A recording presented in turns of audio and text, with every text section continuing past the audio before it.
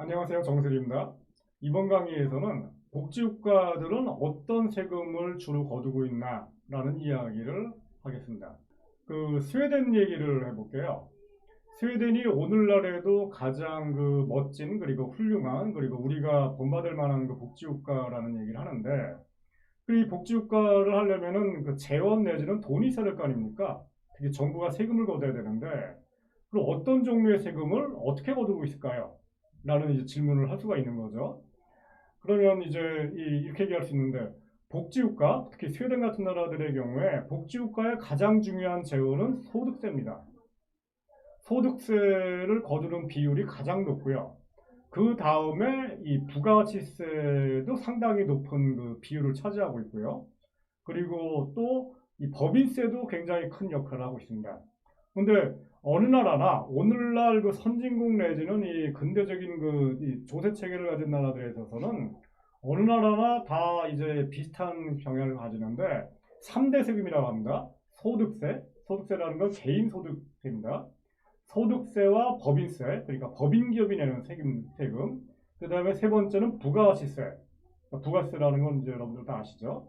요 세 가지 세금이 이제 보통 가장 중요한 세금이고 우리나라 같은 경우에도 예를 들어서 뭐 작년인가 재작년인가 400조 원 정도의 세금을 얻었는데 그 중에 한 4분의 3, 그러니까 한 300조 원 정도가 이 소득세와 법인세와 부가가치세에 의해서 조달이 됐다라고 보통 얘기를 합니다. 근데 우리나라 같은 경우에는 소득세와 법인세와 부가가치세의 비중이 뭐 큰 차이가 나지 않고 있는데요. 근데 이 스웨덴 같은 경우에는 이 소득세가 차지하는 비중이 압도적으로 높고 그리고 우리보다 훨씬 더 많은 이 소득세를 거두고 있습니다. 세금, 국가가 거치는 세금의 총량 중에 가장 많은 부분을 차지하는 게 그렇죠. 소득세. 그렇죠. 가장 많은 부분을 차지하는 게 이제 소득세고요. 그 다음에 이제 스웨덴 같은 경우에 좀 또 더 하나가 정확하게는 자세하게는 개인 소득세라는 거죠. 개인 소득세. 아, 네. 소득세라는 건 개인 소득세입니다. 네. 네. 그런 거고요. 그리고 이제 부가가치세도 이 스웨덴이나 덴마크라든가 이런 북유럽 모델에서는 큰 역할을 하고 있는데 이건 이제 좀 이따 제가 얘기를 하고 먼저 소득세에 관한 얘기를 계속 해볼게요. 소득세라는 것이 처음 역사에서 도입이 된 게 나폴레옹 전쟁 시기에 영국이었습니다.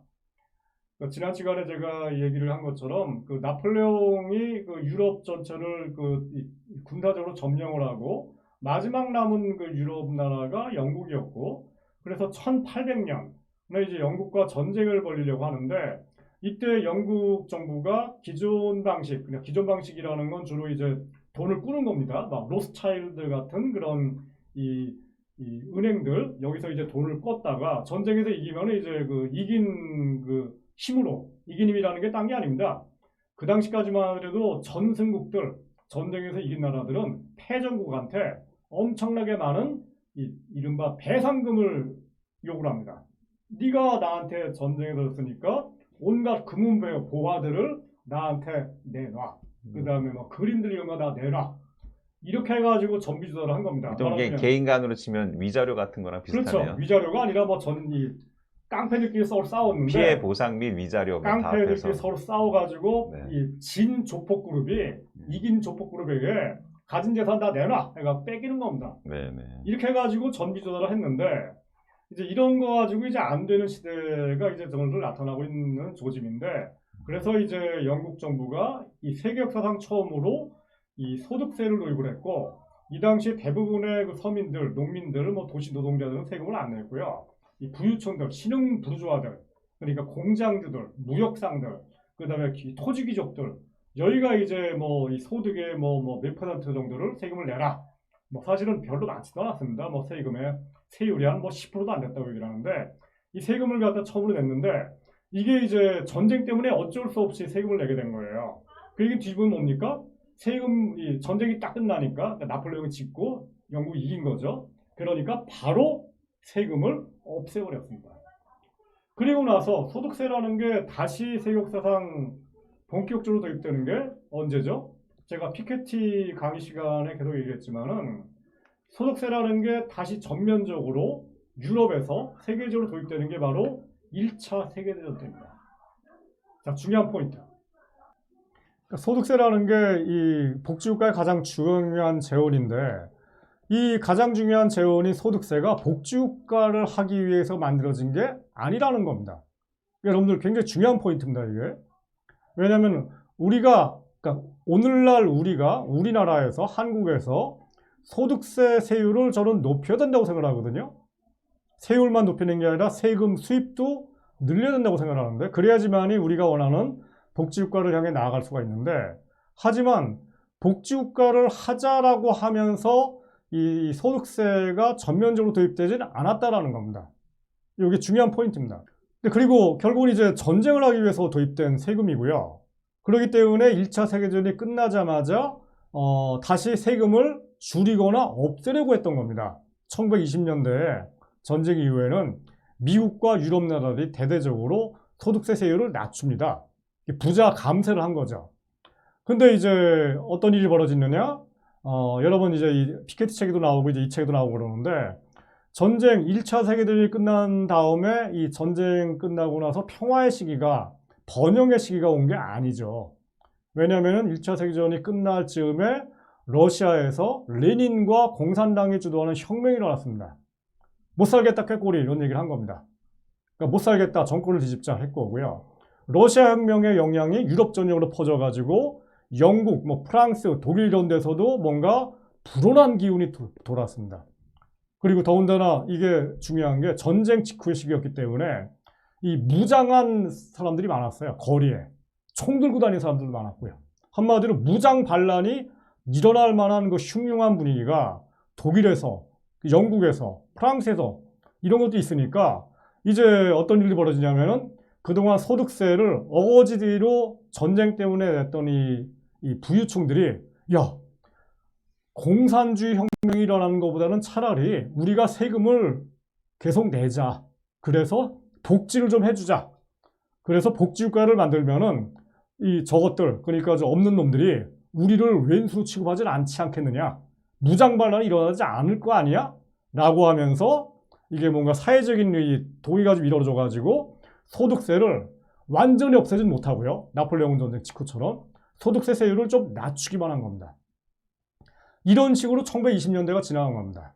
그러다가 1930년대에 대공황이 터졌고요. 대공황 때는 이제 다시 이 소득세 세율이 굉장히 높아집니다. 가령 이제 미국 같은 경우가 전형적인데 미국이 1차 세계대전 때 이 소득세 최고 세율이 거의 75%까지 올라갔었습니다. 엄청나게 높았죠. 그러다가 전쟁이 끝난 다음에 이게 다시 20% 30%대로 확 낮췄습니다. 세금 내기 싫으니까. 그랬다가 대공황이 터지고 나서 루즈벨트 정부가 들어서 가지고 그 직후에 바로 60% 70%로 다시 높아지고요. 이 상태로 1930년대가 지나갑니다. 한마디로 이때는 그러면은 왜 세금을 높였냐? 이때는 복지국가를 하기 위해서였습니다. 전쟁을 하기 위해서가 아니라 중요한 거죠. 근데 이랬던 그 세금이 또 한 번 폭발적으로 세율이 높아지는 시기가 언제냐면은 2차 세계대전 때예요. 2차 세계대전 때 미국의 부유층, 그러니까 소득세 최고 세율이 거의 90%, 영국도 마찬가지였고요. 이렇게 올라갑니다. 이것도 중요한 포인트인데 1차 세계대전 때와 똑같죠. 자, 이거랑 연관돼가지고 제가 이런 얘기를 하고 싶은데 여기 피케티 책에도 나오고 이 세금의 세계사 여기도 나오는 얘기인데 전쟁과 연관돼가지고 이 세금을 내는 거는 국민적 합의가 쉬워요. 왜냐하면 나라가 망하느냐 마느냐 문제거든요. 만약에 2차 세계대전 때 미국이 나치 히틀러와의 전쟁 그리고 일본 파시즘과의 전쟁에서 졌다면 어떤 일이 발생했을까요? 미국이 아마 히틀러 독일의 식민지가 됐을 겁니다. 그러면은 록펠러라든가 카네기 같은 가문들, 그러니까 미국의 이 자본주의를 갖다 이끌었던 이 가장 부유한 사람들도 그 재산을 유지할 수 있을까요? 다 뺏기죠. 다 뺏기는 거죠. 한마디로 이 부유층들이 봤을 때도 이 전쟁이라는 것이 내 재산을 지키느냐 마느냐의 싸움이었던 겁니다. 그렇기 때문에 자진해서 이 전쟁에서 이겨야 되는 거고 그러기 위해서는 돈도 많고 소득도 많은 내가 세금을 많이 내야지. 있는 데서 내는 것도 아니고 버는 곳에 뛰어가는 거잖아요. 그렇죠. 버는 데서. 네. 그래서 세금을 많이 냈던 겁니다. 근데 그런 점에서 이 책에 많이 나오는 얘기인데, 이때 이제 전쟁 중에 벌어졌던 이 세금을 그러니까 이런 식으로 얘기를 했다고 그래요. 이 전쟁에서 이기기 위해서는 부유층들, 그러니까 내가 앞장서 가지고 세금을 많이 내야자라는 캠페인들을 부유층들도 일부 했다라고 얘기를 하면서 이게 바로 애국이다, 패트리오티즘이다, 애국주의다 이런 얘기를 했고, 이거를 이제 그 당시 전쟁을 치렀던 영국의 처칠 정부라든가 미국의 루즈벨트 정부가 이 부유층들, 당신들이 세금 많이 내는 것은 국민들 모두가 다 박수를 받는 일이다 라고 얘기했던 겁니다. 여기서 중요한 포인트 중에 하나, 전쟁이라는 거는 왜 일어납니까? 만약에 전 세계가 평화롭게 지낼 수 있는 그 체제가 만들어진다면, 이게 바로 이 철학자 칸트가 지금부터 300년 전에 얘기했던 그 세계 정부 구상이거든요. 세계라는 게 그 당시 유럽 정부인데, 만약에 미국이라는 나라도 없고 독일이라는 나라도 없고 독일 정부도 없고 미국 정부도 없다면, 전 세계가 하나의 단일한 정부에 의해서 운영이 된다면 전쟁이 일어날 일이 없겠죠. 그죠? 전쟁이 일어난다는 건, 더군다나 세계적인 대전쟁이 일어난다는 건 딴 게 아니라 민족 국가가 존재한다는 거고, 뭔가 민족적인 의미에서만 여러 가지 정치가 움직인다는 뜻입니다. 이게 바로 세계대전, 1차 세계대전과 2차 세계대전의 배경이었는데, 자, 오늘날로 얘기를 하자면, 오늘날 전 세계에 세계정부라는 게 없죠. 유엔이라는 게 있긴 있지만은 유엔이 세금 거둘 일이 없습니다. 그런 법제도도 없고요. 유엔이라는 기구는 군대도 없고요. 여전히 군대를 가지고 있고 세금을 거두고 있고, 그와 동시에 복지를 해나가는 주체는 민족 국가들이지 세계정부가 아닙니다. 그럼 똑같은 얘기인데, 제가 이제 복지국가를 돌아가자면은, 복지국가를 할 때 가장 중요한 세금이 소득세인데, 이 소득세를 가장 많이 내야 될 사람들이 누구죠? 부자들입니다, 사실은. 그 부자들을 어떻게 설득을 해야 될까요? 너희들 여태까지 내가 열심히 노동한 거를 다 너희들이 약탈해가고 착취해갔으니까 이거를 다 뱉어내 라고 얘기를 하면서 너희들 세금을 더 내는 것이 도덕적으로 정당한 거야 라고 얘기하는 방식이 하나 있을 수가 있습니다.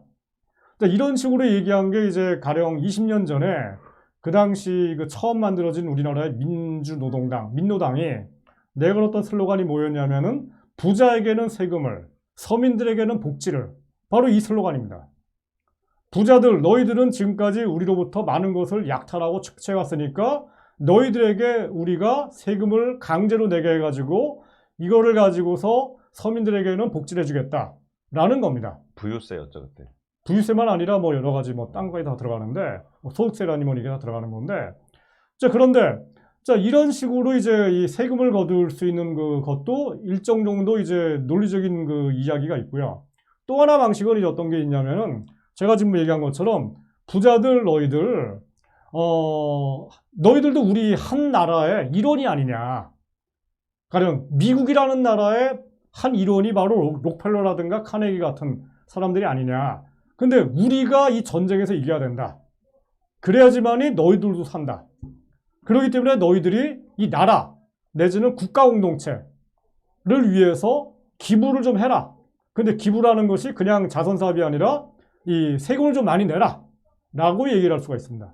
이건 일종의 민족 공동체 내지는 국가 공동체를 위해서, 특히 돈 많은 사람들이 상부상조의 관점에서 세금을 많이 내라 라고 설득을 하는 거예요. 이 두 가지 논리가 있거든요. 근데 세율이 높아졌던 그 논리들을 보게 되면은 사실은 이 두 가지 논리가 다 작용을 하고 있습니다. 근데 저는 이런 점인데, 우리나라의 이 진보 쪽에서 이 부자 증세를 얘기할 때 어떤 식으로 얘기를 하죠? 보통 이 두 가지 논리 중에서 전자의 논리를 가지고 일합니다. 이재용이라든가 이 재벌들, 너희들 그동안 많은 것들을, 우리 것들을 가져갔고 약탈해갖고 빼앗아갖고 착취해갖고 더군다나 비도덕적으로 뭔가 불법적으로 가져갔으니까 이 민주정부는 너희들이 가져간 걸 우리가 강제로 다시 뺏어오겠다라는 거죠. 일종의 로빈훗 논리입니다. 로빈훗 논리인데, 자, 이런 식으로 된다는 건 뭐냐면은 이 부유층들 내지는 세금을 가장 많이 내야 되는 그 사람들을 일종의 적으로 돌리는 겁니다. 너희들은 적인데, 나쁜 놈들인데, 내가 너희들을 진압해가지고 억압해가지고 세금을 강제로 내겠다는 겁니다. 이게 뭐냐면은 이 상대방, 세금을 가장 많이 내는 사람들로부터 마음으로부터 우러난 동의를 받는 논리는 하나도 없는 거예요. 그냥 강제성의 논리입니다. 그냥. 이런 논리가 하나 있고, 물론 이것도 필요합니다. 왜냐하면 이게 하나의 국가가 더군다나 세금을 낸다는 거는 세금을 누가 그렇게 자진해서 내고 싶겠습니까? 저도 마찬가지고요. 세금을 자발적으로 내고 싶은 사람들 별로 없습니다. 일정 정도 국가 권력이라는 거는 특히 세금이라는 거는 이 강제력이 들어가는 건 사실인데, 문제는 이게 우리가 여전히 정치를 해야 되는 거고, 더군다나 민주주의라는 거는 이제 어떻게 보면은 이 동의의 정치를 해야 되는 겁니다. 동의의 정치를 해야 되는 거고, 다수결 정치라는 게 이루어지는 것이 바로 민주주의 정치이고, 제가 이제 지난 시간에 얘기한 것처럼 세금이라는 것은 정권과 이 체제를 무너뜨릴 만한 사안들입니다. 근데 제가 지난 시간에 얘기를 했죠.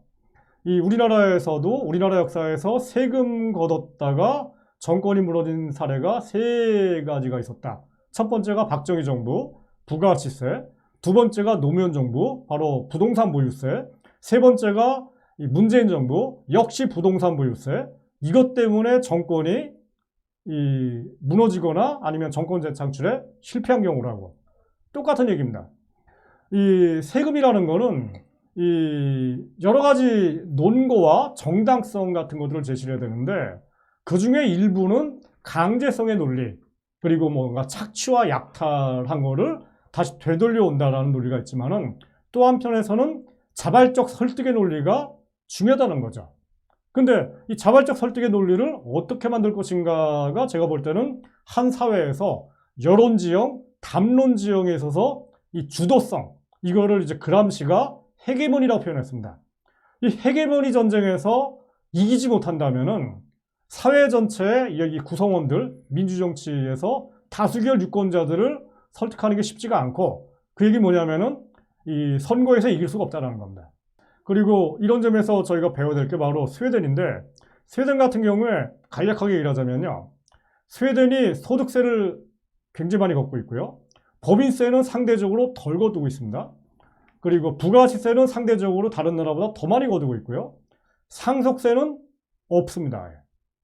그리고 부동산 보유세 별로 없고요, 더군다나 종부세 아예 제도가 없고요, 재산세라는 제도가 있긴 있지만은 이 재산세 가지고서 복지국가를 한다, 그런 거 꿈도 안 꾸고 있습니다. 우리나라 진보가 생각하는 것과 굉장히 다르죠. 자, 이거에 대해서 다음 시간에 또 자세하게 얘기하겠습니다.